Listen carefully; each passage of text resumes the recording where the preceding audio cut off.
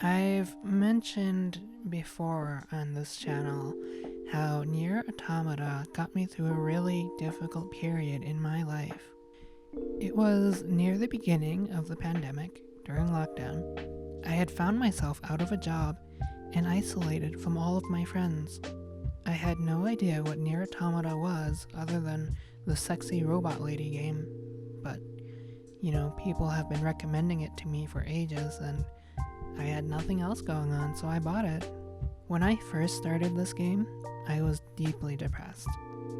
There were a lot of things in my life not going right, and the process of being alive felt repetitive and simultaneously futile, like I was just existing to exist.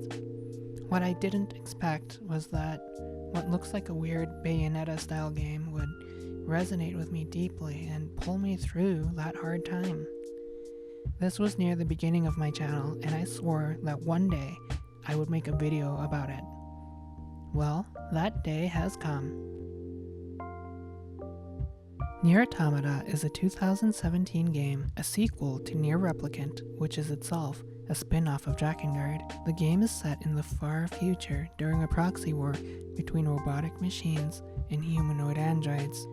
This is a war that's been fought for thousands of years, caught in a permanent stalemate between the two sides. You play as several android characters throughout the game, namely 2B, a soldier-type android, and 9S, a hacker type, fighting on behalf of the organization Yorha. Right away, you notice things don't quite add up. The machines are supposedly mindless automatons, but again and again you see signs of intelligence and self-awareness. You fight your way through hordes of these machines across the ruins of what was once a human city. As the plot progresses, you uncover that the war is a manufactured lie. There are no more humans. The war and the androids were created by machines, and this war was designed to drag on endlessly through different cycles. This hopelessness is a recurring theme in the game. Even when androids die, their consciousness gets uploaded to a new body, and they're sent off to the front lines just to die again.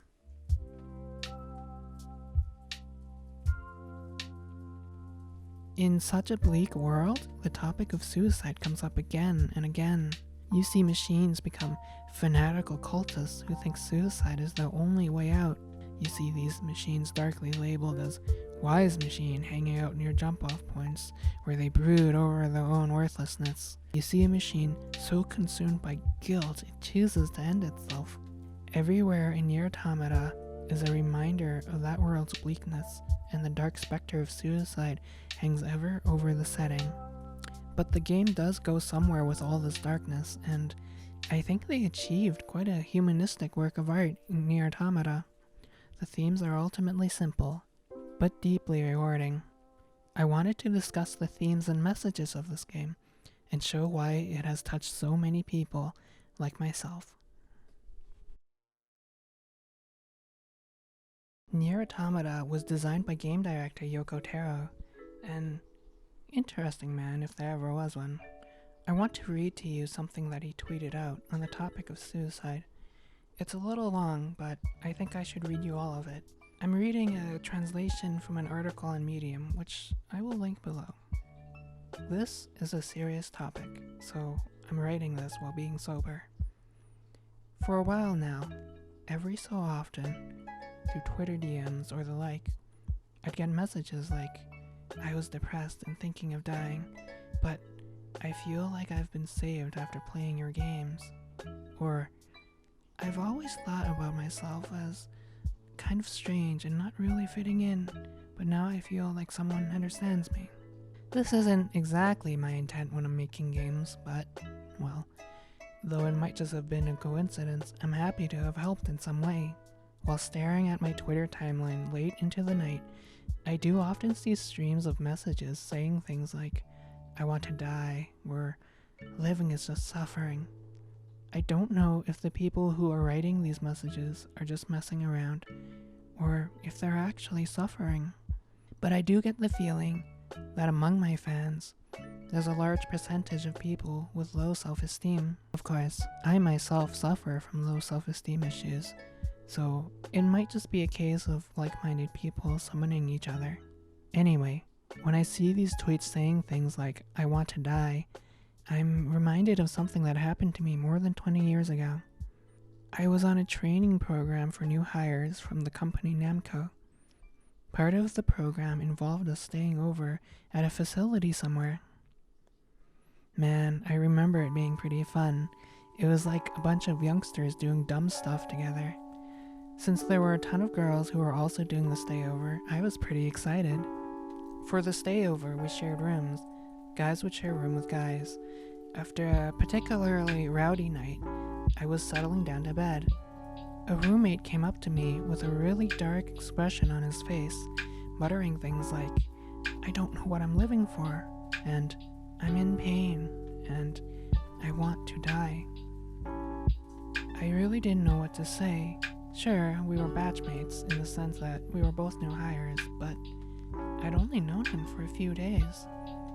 It wasn't like we were that close, and I was just a young kid of 22 or so. Even so, I at least had the knowledge to understand that saying something as irresponsible as, "You can do it," to someone who is really suffering was not a good idea. And so, since I didn't know what else to say, I replied with, "I really don't know what to do in situations like this. I don't know what I should say, but if you're really suffering, I think you should get some professional help." He had come to me with a serious problem, and so I tried my best to be careful with the words that I used. That night passed without further incident. In the morning, it looked like he had cheered up, and yet, about 2 to 3 months after the training program, I heard that he had committed suicide. It's not like I was overwhelmed with grief at his passing. In those days, new hires were hired together in large batches, and we never met again after the training program. We really weren't that close. I had honestly done what I could do to the best of my abilities, so I didn't really feel guilty either. In any case, I've always highly valued personal freedom. Back then, I didn't really understand to what extent one should get in the way of somebody who really wants to kill themselves. I honestly still don't. Since everybody suffers in their own way, I can't fundamentally disagree with anyone who honestly thinks I would be better off dead. Still, I often thought about it afterwards. What was the right thing to say back then? Even when I think about it now, if someone were to say to me, "I want to die," or "living is just suffering," there's no way I would be able to show them how to solve their problems. After all, my Twitter followers are almost strangers to me. I'm not really close to them at all. And yet, seeing these almost strangers write things like, "I want to die," and "living is just suffering," my heart begins to ache. Is it really alright just to leave them alone, I wonder? At the very least, the fact that they follow me on Twitter means that they know about me. Yes, we're not exactly close, but it's not like we have absolutely nothing to do with each other either. I still think that the best thing to do is seek professional help. And yet, instead of saying something like that, an answer that is appropriate for strangers, if I were to be asked the same question now, I'd answer in my own way, with my own words. I would be sad if he were to pass away. Maybe those were the words that were really needed on that night more than 20 years ago. I can't even remember his name anymore, so there's certainly some amount of hypocrisy about me writing about his death on Twitter now. And yet, since I do have over 100,000 followers, I hope this can be helpful to at least one person. That this time, it might not be too late. That's what I think anyway. Wowzers, that was a lot. If you're still here, congratulations! You've stayed here a lot longer than a lot of people who watch my Nier videos. Yoko Taro is clearly a man who gives great thought to the things he says and does. I hope I can do justice to his ideas in this video. I don't know what I would have said either in his situation. Something like that is always hard. But I hope that by the end of this video, I'll have said something useful to you as well. I want to hone in on what Yoko Taro said near the end. I would be sad if you were to pass away. Often when I hear people talk about their suicidal thoughts, they'll say something like, the only reason I don't go through with it is because I don't want to hurt my loved ones. I've been fortunate in my life to not have much experience with losing a loved one. That was until earlier this week, my pet rat Atticus passed away. He was 2 and a bit years old, which is pretty old for a rat. They only live for about 2 to 3 years. So this has certainly been a difficult moment. I got my rats at the beginning of the pandemic, and those little guys got me through a lot at a time when a lot of my human friends forgot I existed. Not that I'm equating the loss of a rat with that of a human. However, I did, and I'm still going through intense grief. After the loss of a loved one, there's this period in your life where you're trying to adjust to the world as it is, when mentally a part of you is still in the world as it was. That process of bridging that gap is grief.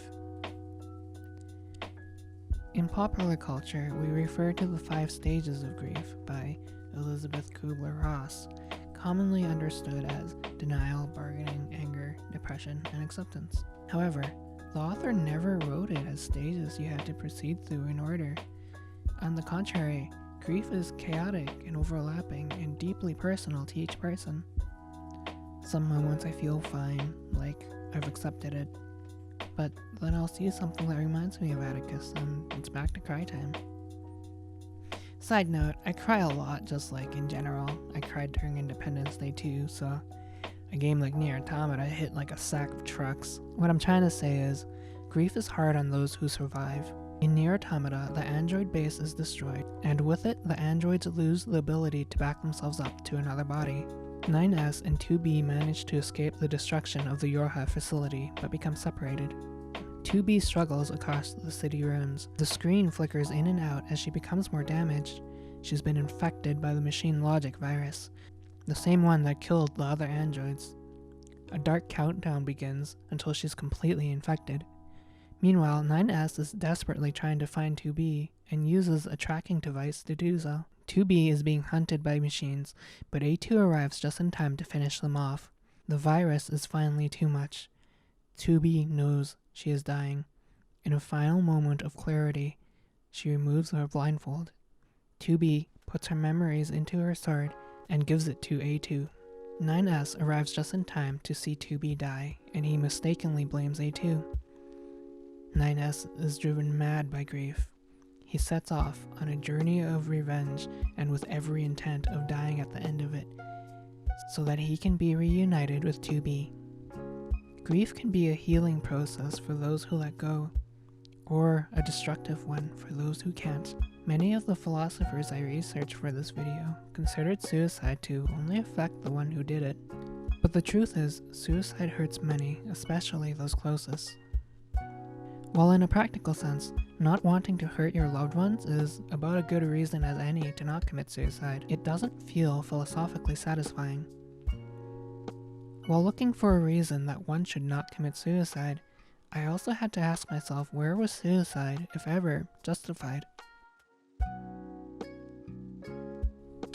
As one explores the world of Nier Automata, you'll come across various characters who have adopted the names of philosophers.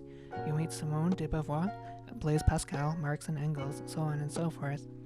This name dropping usually doesn't have much to do with the plot, but I find it to be a colorful addition to the game world. With that said, let's name drop a philosopher of our own. If suicide is allowed, then everything is allowed. If anything is not allowed, then suicide is not allowed. This throws a light on the nature of ethics, for suicide is, so to speak, the elementary sin. Ludwig Wittgenstein was an Austrian-British philosopher, widely regarded as one of the greatest philosophers of the 20th century. He was no stranger to suicide. 3 of his brothers and a cousin had committed suicide while he was young, and needless to say, it left a profound impact on him. Wittgenstein, the son of an industrial steel tycoon, was homosexual and struggled deeply with his identity, and he was well known for his melancholic bouts of depression. In turn-of-the-century Vienna, homosexuality was widely regarded as taboo and had damaged the careers and reputations of philosophers before him. He also wrote extensively on his struggles with his Jewish identity. Like many great minds, Wittgenstein struggled with self-doubt, once saying, "I think there is some truth in my idea that I am really only reproductive in my thinking. I think I have never invented a line of thinking, but that it was always provided for me by someone else, and I have done no more than passionately take it up for my work of clarification."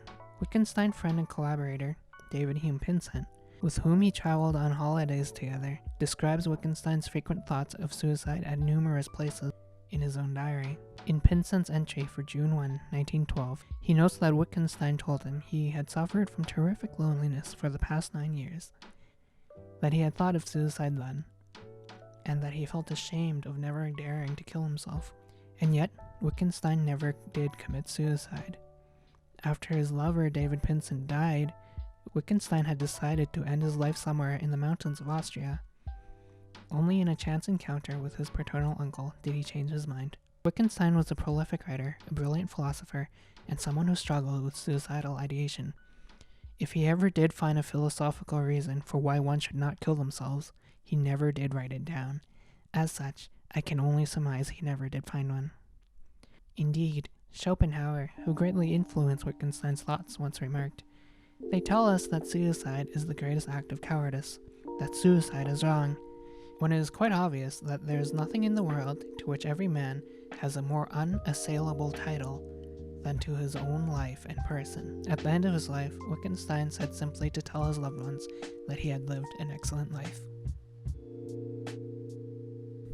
Gunberry, Gunberry, sandpipe. Gunberry, Gunberry, Gunberry, Gunberry.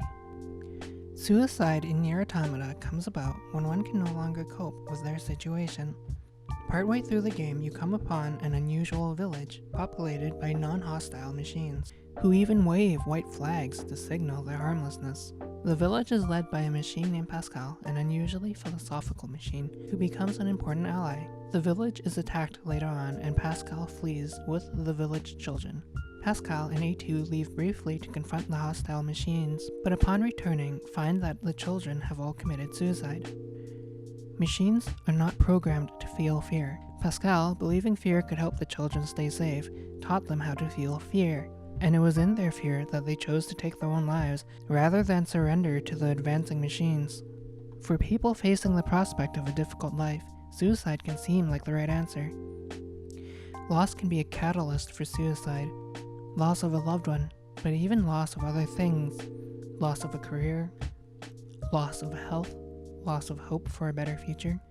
Before 2B died, she recorded a final message for 9S, which you can find. This belonged to 2B. Unsent message found within memory of flight unit. Play it. This is your high unit 2B. If anyone is listening to this, there's something I need you to do. If you ever meet up with your high unit 9S, I want him. I'm sorry. Please just give him the following message. 9S. The time I was able to spend with you, it was like memories of pure light. Thank you. 9. End of message. The loss of a loved one is enough to drive anyone to despair. Nier Automata communicated something to me that I, in turn, would like to communicate to you. As someone who has struggled with suicidal thoughts, I would often keep them to myself because I felt like in some way I was burdening others if I opened up to them. Some part of me was ashamed for feeling depressed. The thing about shame is, it is the precursor to loneliness. Shame doesn't want to be seen, and that loneliness robs us of our most valuable thing, our connections to one another. If you can humor me and accept just one more quote from a dead philosopher, "Death is not an event in life. We do not live to experience death.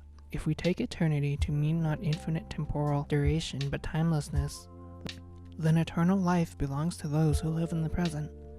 Our life has no end in the way which our visual field has no limits. We don't remember when our existence began, and we won't know when it ends. In this way, our existence is timeless. Human beings cannot directly experience another person's mind, and in that way, our existence can seem like a lonely one. Through communication, we can connect to one another. Listen to my voice. I'm here, in the universe, at a different time and place from where you are, but I am communicating to you. For a brief moment in space and time, our minds have met. Nier Automata ends with 2B and 9S on the ground, disfigured and scarred by a cruel and unkind world. Your companion pods fly in from out of frame and have a short but revealing conversation. They had managed to salvage the data of the androids after all. Restoring the androids comes with the risk that they will repeat their mistakes, as they had countless times before. But therein lies the possibility that things could be different.